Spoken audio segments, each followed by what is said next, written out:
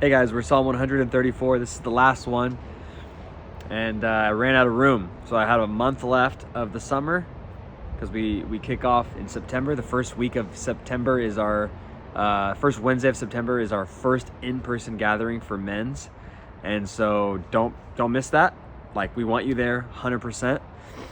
And we also want you to invite a friend. So I was just thinking, we were in a men's kind of leadership meeting this morning, and we were thinking about how has the church grown over the last 1,000 years, 2,000 years. And it's not more stadium conferences, it's not the LED wall, it's not the moving lights, it's not, killer preaching and teaching. The church grows through invitation, through personal invitation to the church, to experience the presence of God. Now, obviously, the church isn't the only place that you can experience God's presence, but it is a safe place that you can experience God's presence, and oftentimes it's a trusted place to experience God's presence. And so, my exhortation to anyone watching this video is think about a neighbor or a friend or someone who's close to you that you could invite to men's and to get to know a group of guys. I mean, the reality is guys need community, and they're often the last people to accept that they need community, and then they often don't get it, and they live life alone, and it's not good, because that leads to destruction, problems, difficulties in relationships, and a generally less sharp person. And I know from personal experience, and I know you who are watching this from personal experience have literally experienced, like, you're smarter with other guys. You're more wise, you're more intelligent, you're a better husband, you're a better leader, you're a better father, you're a better coworker, you're a better whatever, because you spend time in community.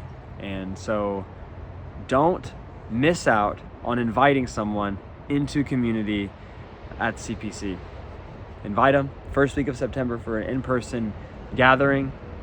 You can connect them with either me or with Chris Callahan. If you send them to me, I send them to Chris Callahan. So you might as well just go straight to Chris Callahan and get him connected. He'll get him plugged in either in your group, or we're thinking of kind of how are we going to create more small groups as we are growing. So anyway, that's my pitch. First week of September, show up. It's going to be amazing. We're going to have a big breakfast for you. We're going to have a party. It's going to be awesome. It's going to be early, but it's going to be good. So anyway, Psalm 134. We're in it. 4 weeks left of the summer. I ran out of room. I'm probably going to just do the last 4 weeks is just going to be, maybe my favorite Psalms of the book of Psalms. And then we're going to go right into our new series in September. So let me read Psalm 134 and we'll get going. Here it is. Bless the Lord, all you servants of the Lord, who minister by night in the house of the Lord. Lift up your hands in the sanctuary and bless the Lord. May the Lord bless you from Zion, he who is the maker of heaven and earth. So the psalm today is a blessing psalm, 100% a blessing psalm. It says it 4 times in the translation that I have. 3 times in the translation that I have. It's the invitation. It's 2 things. It is the invitation to bless God, and it is the invitation to receive God's blessing. That's what the psalm is. It is the invitation to bless God, and it is an invitation to receive God's blessing. So first, how do we bless God? Because I think what we're used to, the language that we're used to, kind of in our modern Christian context, is that God is often the person who blesses us. He gives us good gifts, he loves us, he cares for us, he comforts us, he gave us his son, his spirit, all the things. Like, God gives us blessings. But when you read the ancient scriptures, when you read specifically the Old Testament, you see that the people are often blessing God. Now, the word can kind of be synonymous with praise or with worship, but it has a little bit of a different word picture. So Hebrew, the ancient language of Hebrew is it's a picture language, meaning every single word in Hebrew is actually a picture of something. So bless the Lord, for example, that's not 3 distinct words in the Hebrew. Sorry if you hear that really loud plane right now. It's so loud.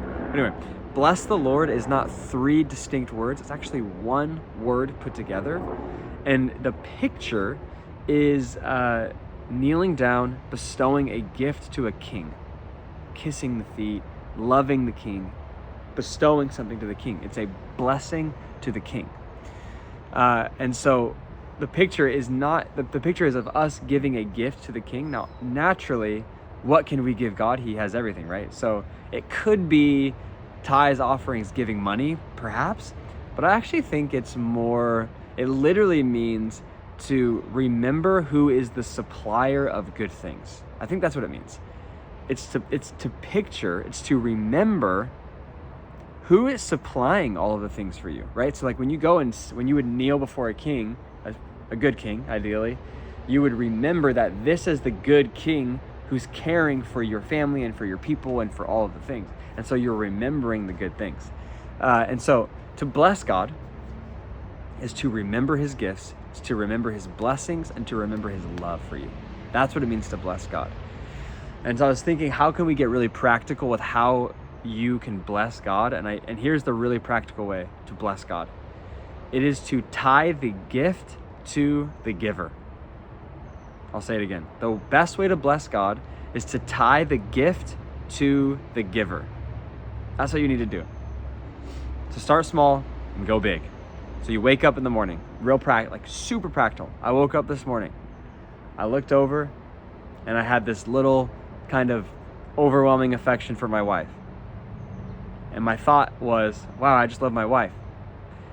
Now, how I connect the gift to the giver is I go, God, thank you for blessing me with my wife. She's amazing. I get in the shower. I turn on the shower and I just have warm water flowing I have warm, drinkable water pouring over me. It's like I could just take it for granted, or I could connect the gift to the giver. God, thank you for just providing me a life where I have warm, clean water, drinking water available to me at all times, right? So that's like small connecting gift to the giver. And those are actually really big if you think about it. Your wife and clean water, those are essentials. But then you go bigger, right? Like, you get in a car. Wow, God, thank you that I live in a time that I don't have to walk or work in like the fields. Like I'm not in a full agrarian society anymore. Like I am not gonna have my back broken by the time I'm 50. Well, maybe some of you did. Sorry if that's you. But connecting the gift to the giver, constantly connecting the gift to the giver. So that's one of the best ways that you can bless God is to tie and connect the gift to the giver.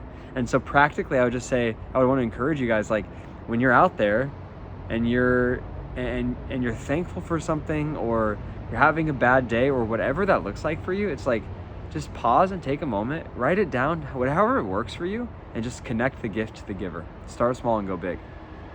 I heard this story of a guy one time who was suffering from a pretty bad depression, and pastor, like total stud. He's been pastoring for like 30 or 45 years at this church in Vancouver. And one of the things that he would do every single day was like a gratitude journal, and he would write something for every single year he'd been alive. I think it was 45 years at the time when he was suffering from his depression. So every single day he would write something that he was thankful for. He would tie the gift to the giver. And sometimes it was something really dumb, like, God, thank you for the Olympics. I'm really enjoying watching the United States compete in, soccer or whatever. It's like tying the gift to the giver, tying everything back. And he would do that. And he said eventually, over the course of a few months, the language of his heart became gratitude to Jesus versus the despair that he was feeling. So tie the gift to the giver. So it's an invitation to bless God, and then it's also an invitation to receive God's blessing, right? May the Lord bless you from Zion, he who is the maker of the heavens and the earth. I got a little bit of a problem these days, and the problem I have is Christian entitlement. So what I've been noticing in wider Christian culture is that we have basically started to feel entitled to God's love and to God's presence and to God's faithfulness to us. And what it causes in us is hearts of, basically we feel like we've earned it. And I just want to remind everyone, the general reminder here is, before Christ, you were dead.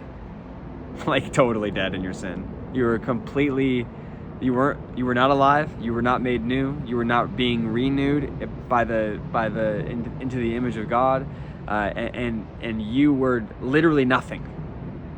I was nothing, you were nothing, we were nothing. And it's God's grace and his blessing in our life that we can have a relationship with him and receive God's blessings and are able to tie the gift to the giver. And so the best way to receive God's blessing is to receive it in humility. Receive everything from the Lord in humility. And the way you do that is to go, I do not deserve anything that I have gotten. Because if every good and perfect thing comes from above, that's the scriptures, every good and perfect thing comes from above. So I don't deserve it anything because of who I was and what I have done and who I and kind of like the state of my reality before I met him. And so now I am here and I am receiving the love of God. I'm receiving the blessings of God. And so just, I think a word on entitlement is like, we live in one of, like, I worked with high school kids for a long time. This area, some of the most entitled high school kids I've ever met, ever. Like they feel like they deserve the world and they didn't do anything. And so I'm used to a little bit of that language, but I think that seeps into, that comes from a culture of parents raising those kids who are entitled. And I'm not saying that those are the Christian parents necessarily, but what I want to say is like, just remembering like, yeah, you did work hard. Yes, like to live here is hard. It's difficult to afford it, and the grind and the workload and what you're doing, it is a lot. And yet it is all a blessing from God. It is. And so do not like bring on the spirit of entitlement over yourself. Bring on the spirit of humility, and constantly reminding yourself that the blessings that you have from God are that. They are blessings. They're gifts from the King. All right. I love you all, and I'll see you first week of September.